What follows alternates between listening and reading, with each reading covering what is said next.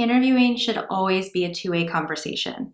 Yes, of course, you're competing for a job and you want to put your best foot forward, but you don't want to land a job that isn't a good fit for you.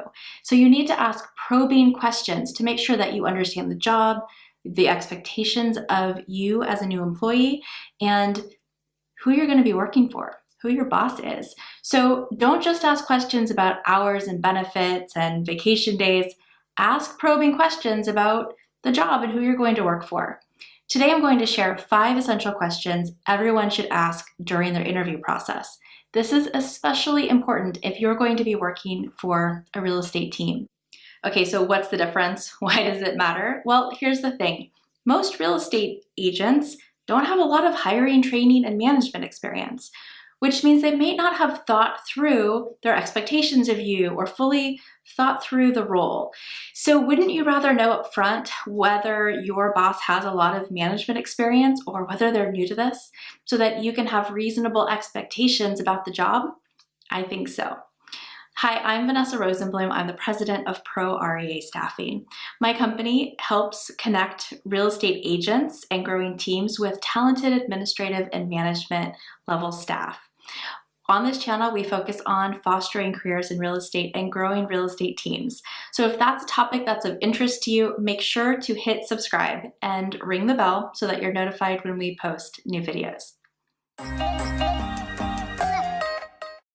All right, let's get into the top 5 questions everyone should ask on an interview. Question number 1. What does your ideal day look like as I support you in building your business?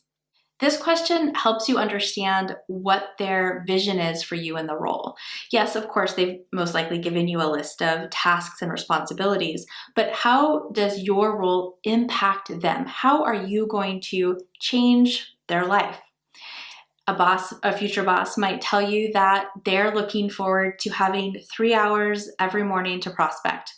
Okay, great. Now you know on day 1, you need to look around and pay attention and what are the distractions, what's preventing them from spending that time prospecting, and then you need to guard their schedule and support them in meeting that goal.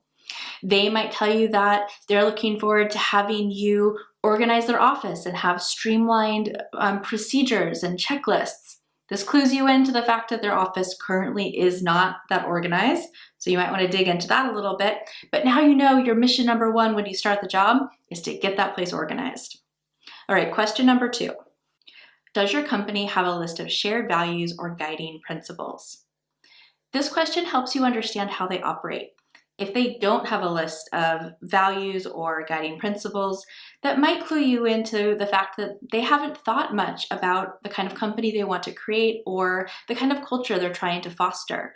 That's not necessarily a bad thing, but it means that you'll be able to have a hand in crafting that company culture.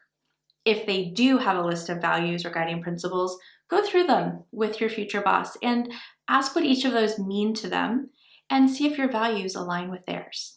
Doing this will help you understand what's important to them, and you'll have a chance to share what's important to you.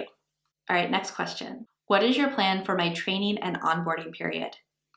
Do they have a plan for how they're going to train you in the role? Even if you're experienced in the role that you're applying for, let's face it, everyone does things a little bit differently, and you're going to need training. Unfortunately, too many real estate agents don't have a plan. And that means when you get on the job, it's going to be a little chaotic, and chances are your boss is going to say, great, glad you're here, I've got to run, and they're going to do the famous dump and run. Prevent that before you get hired by talking through the training and onboarding plan, and make sure that you're comfortable with the level of support your agent plans to give you. All right, this next question might make you feel a little uncomfortable when you ask it, but it's really important. And the question is, how do you respond when someone makes a mistake? I know, right? Seems sort of like an oddball thing to ask during an interview, but this is really good information to know. And pay attention to their body language, not just their response. Do they shift in their chair? Do they get agitated? Or do they stay relaxed and open?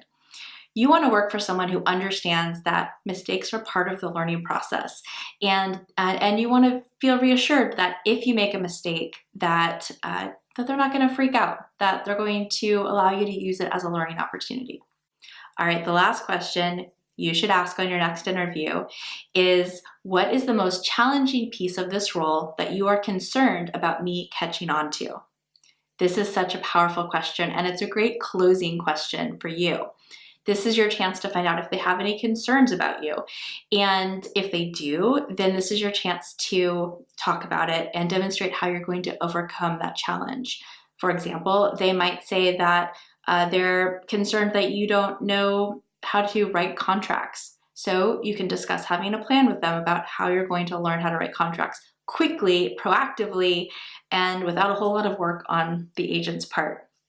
A big concern that agents have is if someone's relocating from another area, they're concerned that this candidate doesn't know the area. They don't know the agent's farm. So this is an easy one to combat. You just say, okay, so for the next 2 weeks before I start, I'm going to go to open houses. I'm going to drive the neighborhood.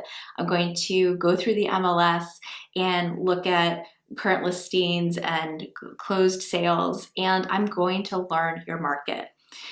Showing that you're going to be proactive and addressing their concerns head on will help you get a leg up on the competition. If you ask these questions on your next interview, and you absolutely should, make sure to come back and leave a comment. Were you surprised by any of the answers you got? What did you learn that you didn't expect? I want to hear from you. And if you're looking for a new job, make sure that you check out proreastaffing.com and check out our open jobs. We have a ton of jobs all across the United States. Thanks for watching. If you liked this video, please give it a thumbs up and don't forget to subscribe. I'll see you on the next video.